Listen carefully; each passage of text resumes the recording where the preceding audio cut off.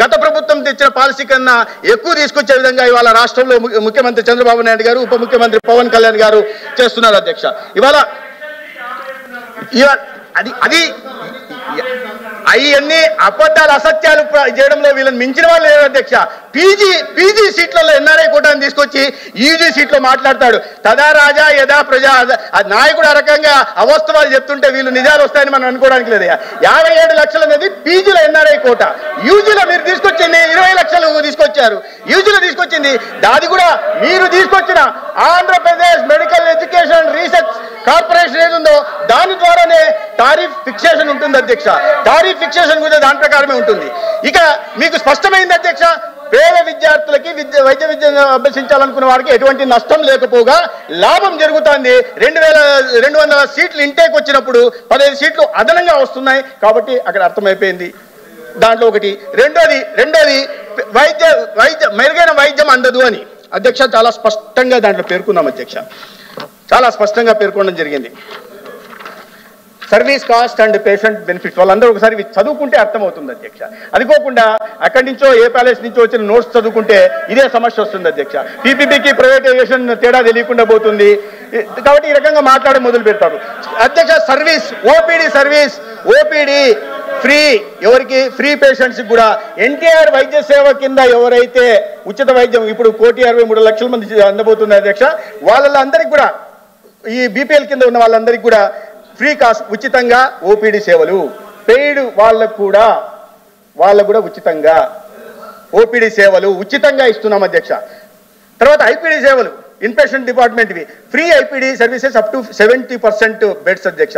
ఎవరైతే ప్రధానమంత్రి జన ఆరోగ్య యోజన, ఎన్టీఆర్ వైద్య ట్రస్ట్, సిజిహెచ్ఎస్ రేట్స్ ప్రకారం ఎవరైతే ఉన్నారో వాళ్ళందరికీ ఇస్తాం అధ్యక్ష. ఏదైనా ఉండేది ఆరోగ్యశ్రీ తెచ్చినప్పుడు కూడా ఆరోగ్యశ్రీ తెచ్చింది ఎవరు? ప్రైవేట్ ఆసుపత్రులకే కదా. ప్రైవేట్ ఆసుపత్రుల కోసమే కదా తెచ్చింది. నానాది పీపీపీ మోడలే కదా. ఆ మాత్రం అర్థం చేసుకోకపోతే బెడ్స్ 30% వాళ్ళకి మాత్రం 30% బెడ్లు మాత్రం పెయిడ్ కేటగిరీకి ఇవ్వడం జరిగింది అధ్యక్ష. ఫ్రీ పేషెంట్స్కి ఫ్రీగా drugs, free of cost IPD drugs. ఇదే రకంగా పేషెంట్లకి పెయిడ్ పేషెంట్లకు మాత్రం వాళ్ళు ఏ తారీఫ్ ఉంటుందో దాని ప్రకారం ఇవ్వడం జరుగుతుంది అధ్యక్ష. అదేవిధంగా డయాగ్నోస్టిక్ కూడా ఫ్రీ ఆఫ్ కాస్ట్లోనే పేద పేషెంట్లకు అందరూ కూడా ఫ్రీ ఆఫ్ కాస్ట్లోనే ఇవాళ డయాగ్నోస్టిక్ కానీ ఇతరత్ర చికిత్సలు కానీ ఎన్టీఆర్ వైద్య సేవ కింద ఏవైతే అందిస్తున్నామో 3,257 ప్రొసీజర్లకి ఇక్కడ కూడా అందుబాటులోకి ఉంటాయి అధ్యక్ష. ఇంకా వీళ్ళకి ఏ రకమైన మరి ఇబ్బందో నాకు అర్థం కావట్లేదు. ఎక్కడ ఏ అభ్యంతరం ఉందో నాకు అర్థం కాలేదు. ఎందుకు ఈ రకంగా ఇదే ప్రచారం చేస్తున్నారో నాకు తెలియదు. ఏది అయిన వారికి అప్పనంగా అందించేస్తున్నామని విష ప్రచారం చేస్తున్నారు అధ్యక్ష.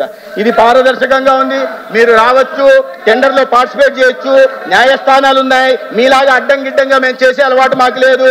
లేదా ల్యాండ్ టైటింగ్ యాక్ట్ వచ్చి ప్రభుత్వ భూముల్ని, ప్రైవేట్ భూముల్ని, చుక్కల భూముల్ని లేదా వివాదాస్పద భూముల్ని లక్షల ఎకరాలను దోచేయాలనే ఆలోచన ఉన్న ప్రభుత్వం మాది కాదు.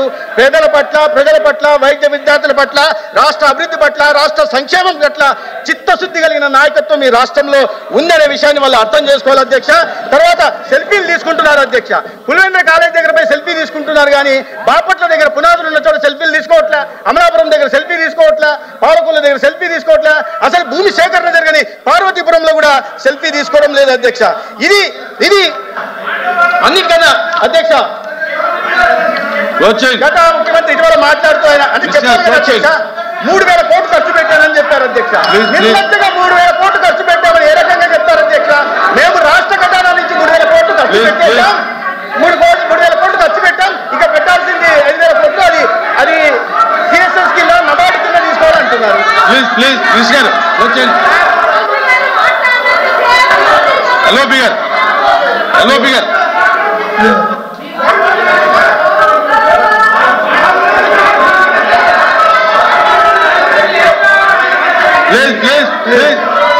కూర్చోండి.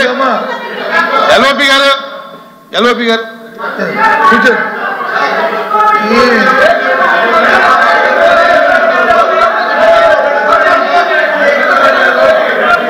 ప్లీజ్ అధ్యక్ష, ప్రైవేట్ మెడికల్ షాపుల మీద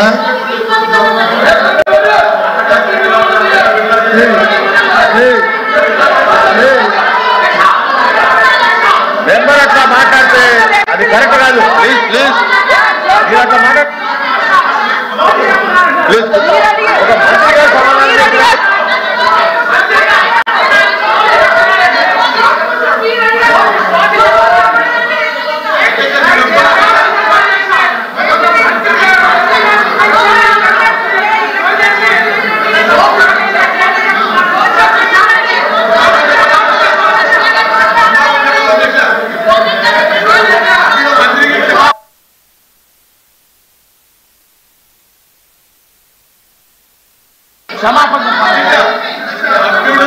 ప్లీజ్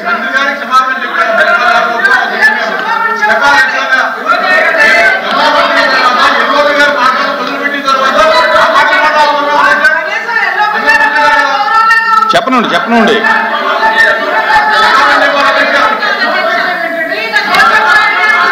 ఇంతమంది మారితే ఏం సమాధానం చెప్తాం.